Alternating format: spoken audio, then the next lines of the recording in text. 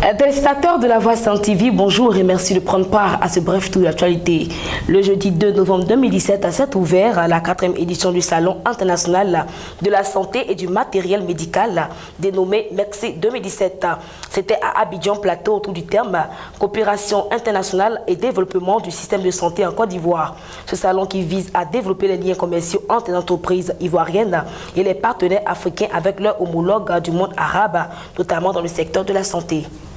En marge du Salon international de l'agriculture, du machinisme agricole et de la pêche SIAMAP à Tunis, le ministre des Ressources animales et halieutiques ivoirien Kobena Kwasi Adjoumani a été reçu jeudi 2 novembre en audience par le président de la République de la Tunisie, Béji Caïda. Le président Béji a donné sa vision du développement au niveau de l'Afrique.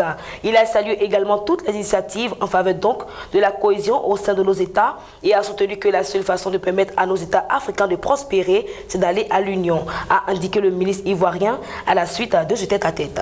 Jeudi 2 novembre 2017, le directeur général ivoirien de l'extérieur, Isiaka Konaté, qui dit attendre l'autorisation du gouvernement ivoirien, a annoncé le rapatriement prochain de 595 Ivoiriens en situation de détresse et croupissant dans des prisons privées ou dans des maisons de passeurs en Libye.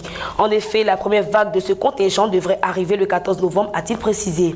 Ces rapatriés vont bénéficier d'une assistance urgente qui se fait au niveau psychologique et un soutien financier.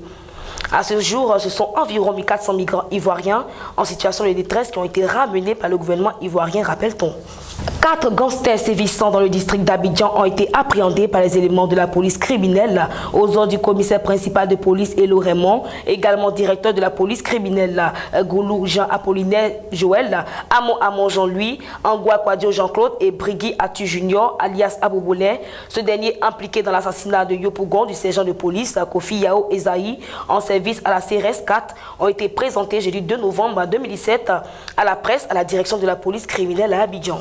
En sport à présent, le ministère des Sports et des Loisirs a tenu le jeudi 2 novembre 2017 un séminaire axé sur la gouvernance en Côte d'Ivoire, les innovations de la législation relatives au sport. Ce séminaire tournant autour de la loi 2014-856 du 22 décembre 2014 relative à la politique nationale du sport a pour but principal d'amener les acteurs du mouvement sportif à s'approprier les tests relatifs à la gouvernance du sport en Côte d'Ivoire.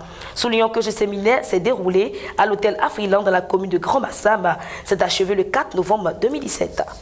Aux États-Unis, le président Donald Trump a annoncé jeudi 2 novembre 2017 la nomination de Jerome Powell au poste de président de la Réserve fédérale, la Banque centrale américaine. Il faisait figure à favori à la succession de Janet Yellen. Avec cette décision, le président des États-Unis fait le choix de la continuité de la politique monétaire. Ce choix permet à Donald Trump d'imprimer sa marque à la tête de la Banque centrale sans pour autant rompre avec la politique monétaire de Janet Yellen, qui en est de sensibilité démocratique.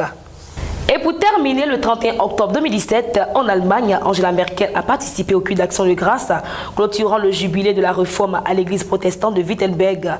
Cette année commémorative doit permettre de renforcer la conscience des racines chrétiennes allemandes. Pour Angela Merkel, l'État doit protéger la dignité des citoyens et de manière particulière sa liberté religieuse. Par conséquent, la politique ne devrait pas être libérée de la tâche de protéger et préserver un fondement commun de valeurs indispensables à une coexistence prospère et pacifique. Voilà, c'est la fin de ce flash. Merci d'avoir été en notre compagnie. Que Dieu vous bénisse et puis au revoir.